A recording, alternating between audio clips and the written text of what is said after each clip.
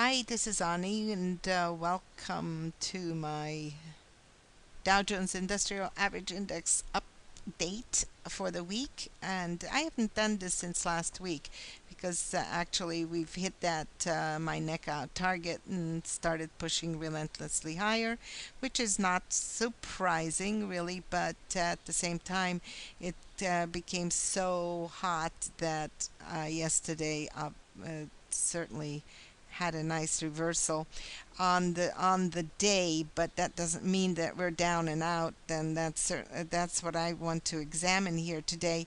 By the way, you know me as Ani Day Trades on StockTwits and Twitter, and I have a blog, daytradingwithani.com. You can look up my stories there for sure, and my opinions, which tend to be pretty opinionated. But anyway, so here we go. Let's take a look at this.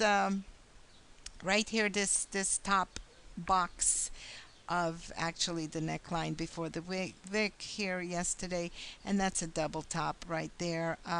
Certainly, as you know, I believe in filling wicks before sooner than later, but sometimes it takes longer.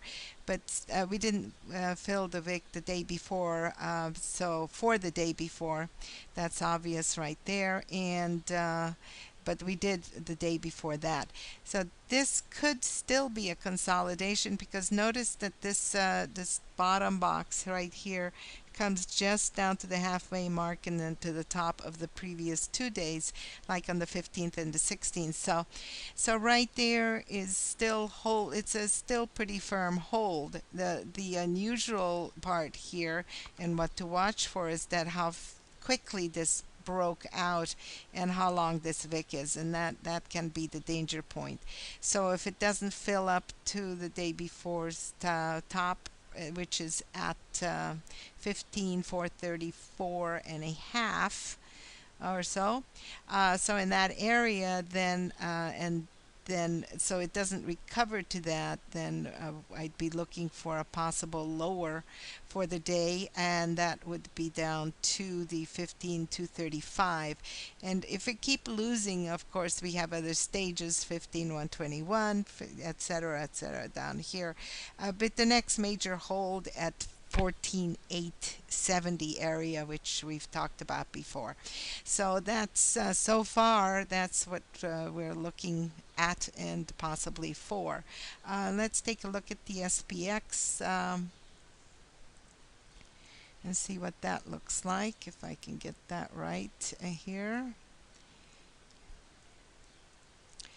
And being the leader of the current markets, it certainly led us, and it probably why, I mean, not possibly, but really probably why this push was so strong yesterday, because the SPX is finally catching up with what the Dow has done before. So this is now where more money is coming into the market. So let's see what happens right now, and looking for the 1662 area here to be popped back up and possibly back to test the 1660, I mean the 1670 area.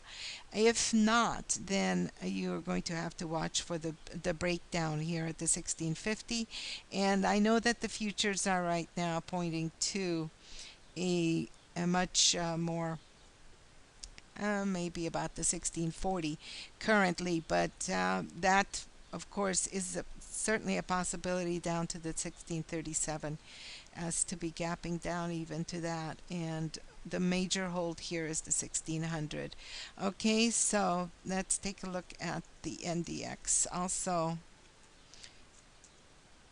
which too has been very relentless, pushing this pattern up higher with this gap sitting right there. It's If we look at this, we can see that yesterday was really the half mark from the 2933 area to the where it went to the 3053. It's pulled back to about 50%. So generally speaking, this is where things pop back up. But if it does not hold, obviously this 2982 area, then we could possibly revisit the 2950. And that's not, it could be done in a day very easily.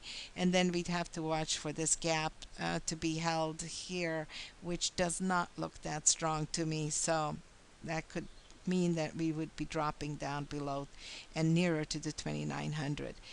That is basically it, and that's all I can say about it. So we'll see how it unfolds and trade it well and carefully always, and we'll talk to you again soon. Bye bye.